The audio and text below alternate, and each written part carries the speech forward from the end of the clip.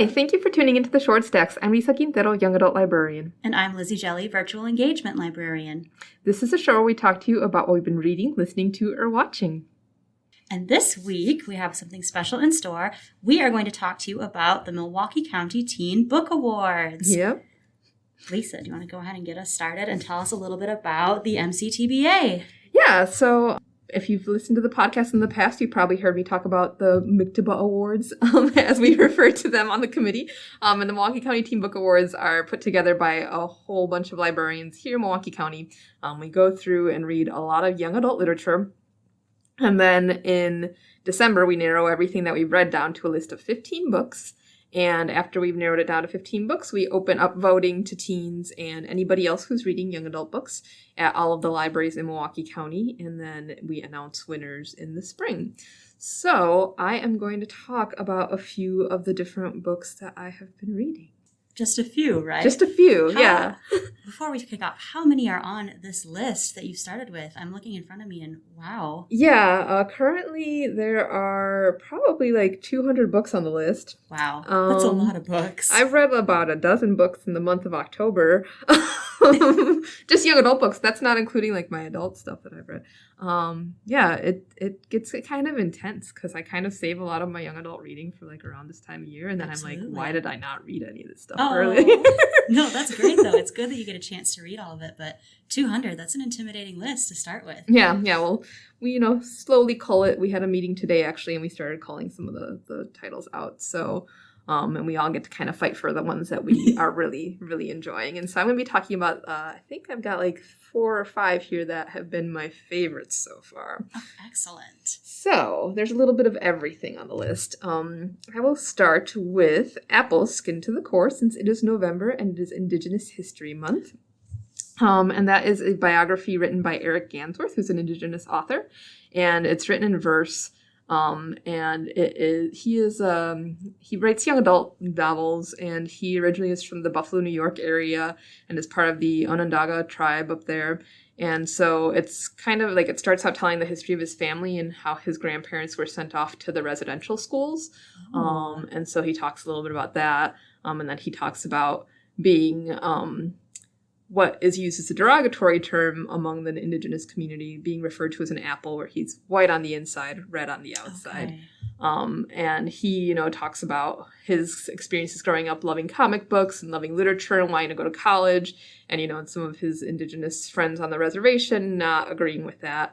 But, talks about various ways that being Indigenous is, okay. And it's, the way that he straddles two cultures, straddling, white American culture because he went to college and he's a professor and he does all these things. And then, also still going back to the reservation and like having family there and spending time there.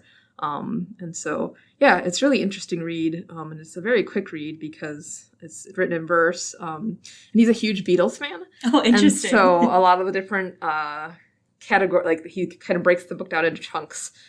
Each different chunk starts off with a few Beatles lyrics or the name of a Beatles song. So that's pretty cool. Yeah, that sounds really cool, actually. Yeah. And so that one I feel like has appeal beyond just, young adults because it's, a biography basically. So if you're into biographies, check out Apple Skin to the Core by Eric Gansworth. Next one that I wanted to talk about is a historical fiction book called We Are Not Free. And that one is actually a finalist for the National Book Award. It is by Tracy Chee, and it is about the internment camps, Japanese internment camps here in the United States. And it's told from multiple points of view. So it's like it follows this group of kids, teens, that live in Japantown in a town in California. I can't remember which town it was in particular. And they each get sent off to this camp, and then what happens to them from there. And I learned a lot, because, it's like the Japanese internment camps, at least when I was in school, were just barely touched upon. I don't know about when you were in school. Same. They were I didn't really even learn about them until I was in college, which is terrifying, the fact that I went that long in my life without knowing this huge part of American history. But that's great that it's showing up in a young adult historical novel. Yeah. So like they kind of address a question that I guess the people who were interned at the camps had to fill out a questionnaire And the questionnaire at the end asked 2 questions. 1, if they would renounce their allegiance to Emperor Hirohito, and 2, if they would, fight for America and pledge their allegiance to the United States. And so some people felt that, they already were American. They were born here. They were raised here. Like they were like, we pledge ourselves to America. We're not going to say that we renounce Hirohito because that implies that we were under Hirohito to begin with. And so we disagree with this. And so some people wrote no to some of those questions, and they were sent off to camps that were even more strict, had higher fences, more rules, a lot harsher conditions to live in. Not that, the original camps were great. And so, yeah, it kind of follows. Some of the teens end up in the original camps. Some of the teens end up in these, what they call the no-no camps, because that's the people who said no, and it kind of explores a lot of people's feelings about things. And I never really thought about this because I heard about it, but I always, in my head, I think assumed that people went back to their homes where they came from. Sure, yeah. But, they were dispersed all over the place, so it's like, these people had businesses all throughout California and the West Coast, and they had to sell their businesses before they went off to the camps. And oftentimes they sold them for a pittance, like one of the families ends up selling their laundry business for literally $50, which is insane. It's nothing. And so, they end up getting sent off after they get out of the camps. A lot of them got relocated to the Midwest and to the South. And so, you have no ties. Your business is gone. You don't know anybody. Your community's completely broken up. What are you supposed to do from there? How do you start over? And so, yeah, it's very eye-opening, very heartbreaking, but very important history that I think people need to know about. And I think a lot of us didn't really learn that much about in school, and is something that I'm glad that, is in a young adult book so that next generation can learn some more. Absolutely. No, that sounds really intense, actually. Just a lot of moving parts and a lot of just heart-wreshing scenarios. Wow. Yeah. One of the parts in the book actually made me cry, because at the beginning of the book,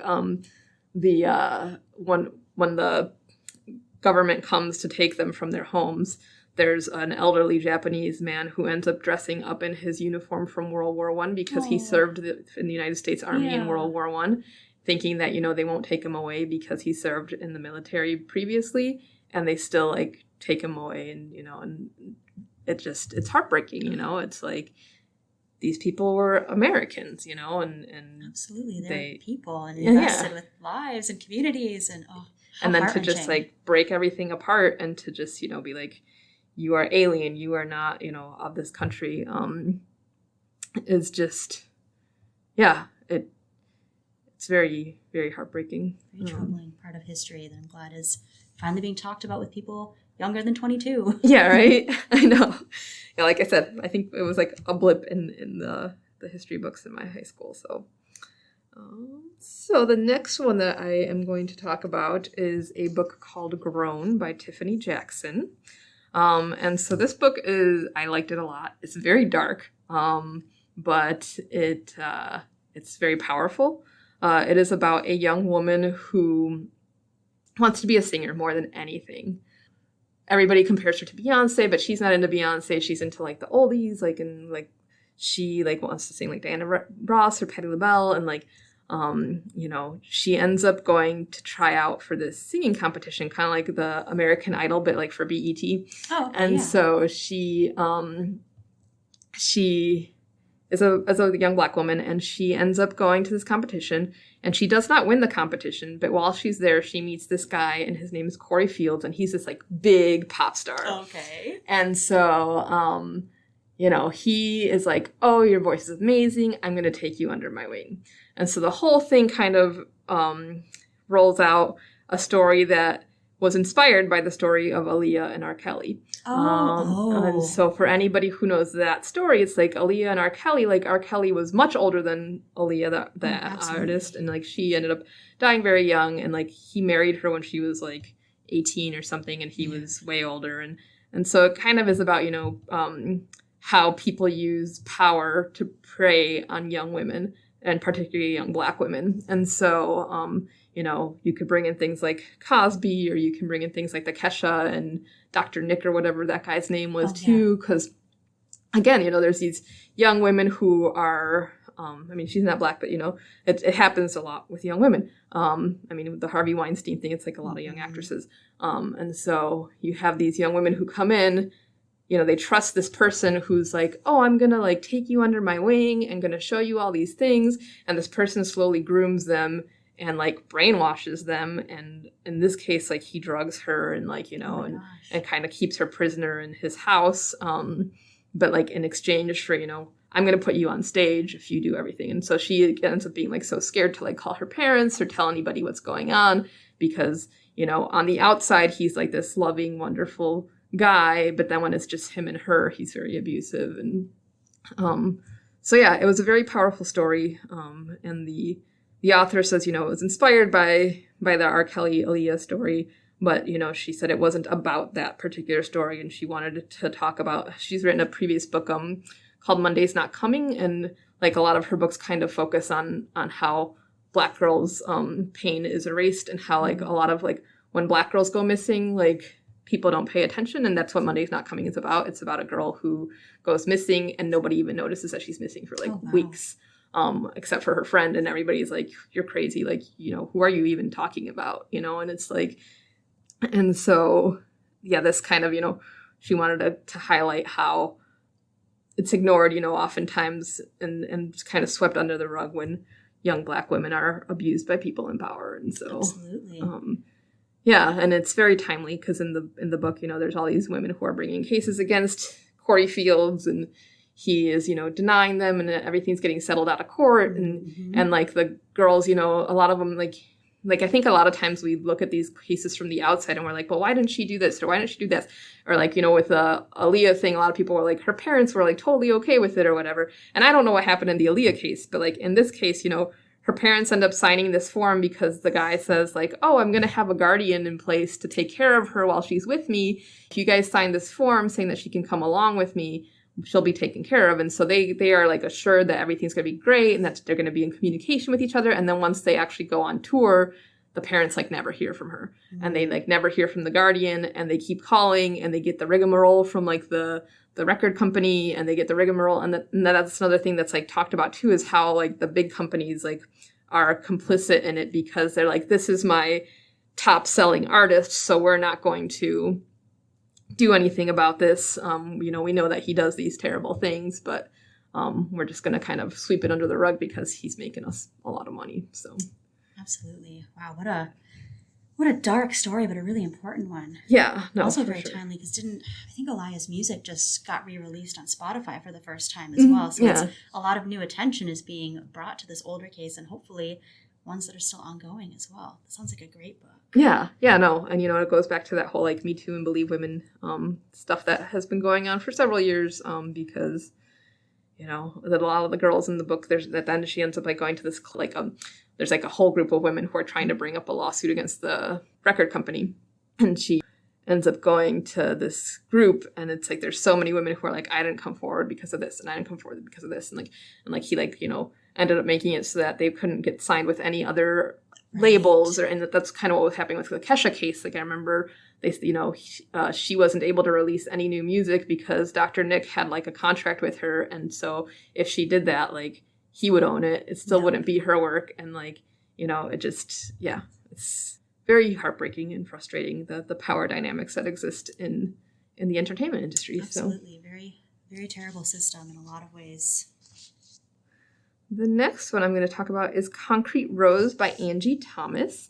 And some folks might remember the name Angie Thomas because she wrote The Hate U Give, which came out a couple of years ago and was actually turned into a movie. And Concrete Rose follows the story of Star's dad. And Star was the protagonist of The Hate U Give. And so it kind of gives a story of how he was part of a gang for a bit, decided to leave the gang, how Star came to be born, how her brother, and if anybody remembers The Hate U Give, if you have read it, if you haven't read it, spoiler, but Star's older brother has a different mom, and it's because Star's dad accidentally got another girl pregnant when he was like broken up with his girlfriend who's Star's mom, and so like it deals like, so we hear like all the backstory of how that happened, it just gives you, if you liked that story, it just gives you a different perspective. It takes place in the 90s. A lot of references to like Biggie and Tupac. Excellent. I love that. And it kind of dealt with trying to break out of a system that you're a part of and what the consequences might be. And he ultimately decides to go his own way and not be in this gang anymore, even though his dad had been in this gang. But he's scared to get out of the gang because it's like in order to get out of the gang, you like get roughed up and like all this stuff happens. And so, yeah. Wow. All of these books are actually very intense, like really good. But wow, that's a little bit of a roller coaster. Yes, it is a roller coaster. Like today in our meeting, we were talking about there are a few books that are a little bit lighter that I'm looking forward to reading because a lot of the stuff that I read was very dark. Yeah, very emotionally exhausting in a way, but good. Yes. Really good to shine light on. Good stuff to like learn, good stuff to like read. But yeah, it was. And the one that I'm currently reading that actually kind of applies to right about now is called Cemetery Boys, and that one's by Aiden Thomas. And I'm like in the middle of it, and it's a book about it's like a magical, realistic world, and this one so far is like a little bit lighter. And it takes place around Dia de los Muertos, which Day of the Dead is like November 1st to November 2nd. It like ends at sunset on November 2nd. And so it is about these two teens who are brujex, which brujo is like a witch. And one of them is trans, and he's dealing with his family not really accepting that, he is male and that he is a brujo, and brujos have certain things that they're able to, like ceremonies that they're able to perform, and then brujas perform separate ceremonies. Like brujas are healers, and then brujos are the ones who are able to sever the ties of the dead between the living world. And so like if a ghost is stuck in the living world, they're able to sever that tie. Okay. And so it's a little bit of a mystery. Their cousin has gone missing, and they're trying to find their cousin, and they end up stumbling on this ghost named Julian. And Julian doesn't know exactly how he died, and he's like, I want to like figure out if my friends are okay before you cut me off from like the world of the living. And Yadriel, who's the trans character, he really wants to prove that he's a brujo, and so but he also wants to help this guy Julian, and so he kind of also wants to prove to himself that he can do this. And it's a really, really touching story about coming to terms with your own identity and accepting yourself for yourself, because at one point Julian asks Yadriel, like, are you doing this for yourself, or are you doing this to prove something to everybody else? Because he's like, if you did it, for yourself, like you've already proven that you can do this and this and this and this, if you're doing it for somebody else, like what do you, what do you need in your life? Is this enough for you or not? So. Yeah. That sounds so good. Yeah, actually. Yeah, no, it's really good. It's called Cemetery Boys by Aiden Thomas. So, yeah, lots of good stuff. Yeah, lots of different stuff, too. That's such a great variety of stuff that you've talked about so far. Yeah, and then I think I got one more that was slightly lighter. Just slightly. Just slightly lighter. Bit. Yeah, because this one's like a fun mystery, but like it's got like death and whatever, because the other was muertos. But the last one that I have is Instructions for Dancing by Nicola Yoon, and she is known for writing very lyrical kind of young adult literature, and this one's not as lyrical as some of her other books, but it's interesting. It's kind of it's about this girl who doesn't believe that love is real, but she used to be obsessed with romance novels. Like, that's all she used to read until, like, she finds her dad cheating on her mom. And then she's like, no, like, romance is not real. I'm never falling in love. This is terrible. Except, of course, she ends up going to a little free library to, like, get rid of all of her romance books. Right. And while she's there, this little old lady comes and is like, well, you got to take a book if you leave a book. And there's only one book in the box, and it says Instructions for Dancing. And it's got this address in it.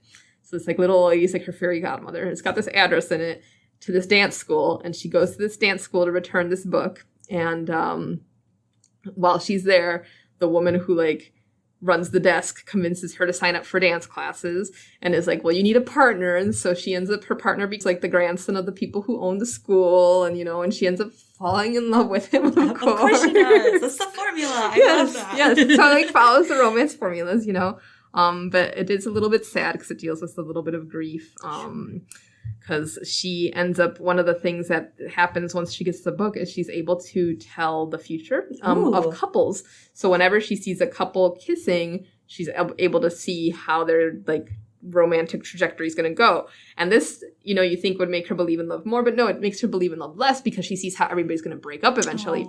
So like her friends, two of her friends, like she's part of this group of 4 friends. 2 of them are kind of starting to crush on each other. And so she ends up like catching them kissing. And so she sees how they're going to break up and how it's going to break up their friendship and how it's going to, and so she gets like really mad at them and like, and you know, but like it kind of deals with like the whole idea of like, we have to live in the present. You know, we can't worry too much about the future, about what's going to happen 10, 20 years from now. Like we have to, you know, live now because this is what we have now. And it's like, would she rather actually spend time with her friends while she has the chance, or would she, you know, actually just rather not spend time with anybody and just be by herself? Because, I mean, that's the kind of life that you'd lead if you're like, everything leads to misery. Fair enough. Oh. I love that. That sounds like such a sweet, like really cute kind of teen romance story. I love that. Little magic in there, of course. Yes, it has a little bit of a sad ending. I'm not going to spoil it, but please don't. But it is, if you like romance, it is a cute book, and it, you know, it had a good message. So. Oh, good. I love that. So yeah, that is all I'm sharing today. Even though I've read very many books. I mean, that was still a good amount and a wide variety. That's honestly incredible that you're able to keep all of that in your head. That's a lot of books. One thing I did notice is that these all sound like fiction books. Except for the Eric Gansworth one. That one's a nonfiction. That one was a biography. Yeah. Great. Because I did a little bit of research about the MCTBAs, and I noticed that last year was the first year nonfiction was really included. Yes. Is there a lot more of that coming in this year as well? There's not a ton of it we've seen so far, but yeah, we've got Apple on there. We've got a book about... there's a book called Flamer, which is a biography as well. It's a graphic novel biography. Excellent. But yeah, it's interesting because some years there's a lot of young adult nonfiction that comes out, and other years there's not. So this year there hasn't been a whole lot. But no, that's a great recap of all kinds of just great books from varying degrees of heavy to a little magical romance. You know, the full spectrum. Yes. So let's move on to a little library news and event preview. We actually have a bunch of stuff coming up this November. We've got weekly art cart kits every Wednesday and weekly story times on Thursday mornings at 9:30 a.m. We've got a lot coming up actually on Tuesday, November 9th with our Family Fun Night to Go kit, as well as our virtual event, Understanding Racism as a Threat to Public Health at 6:30 p.m. It does require pre-registration, so make sure you register if you are interested in attending. On Thursday, November 18th, we also have our Teen Take and Make for the month, which is finger knit snakes or scarves. It sounds very cute, very exciting. And our AM book club is meeting that morning as well. The other big news this month is that the library will be closed on Thursday the 25th and Friday the 26th, so make sure you're coming in early if you need to get your books before the holidays. And our last events of the month are on Tuesday the 30th with our Tinker Lab to Go kit, which is a DIY roller coaster this month. Super fun. And a teen advisory board meeting that afternoon. Well, if you have any questions for your host, you can always email us at shorewoodstacks@gmail.com. As always, thanks for listening and be well. Have a good one.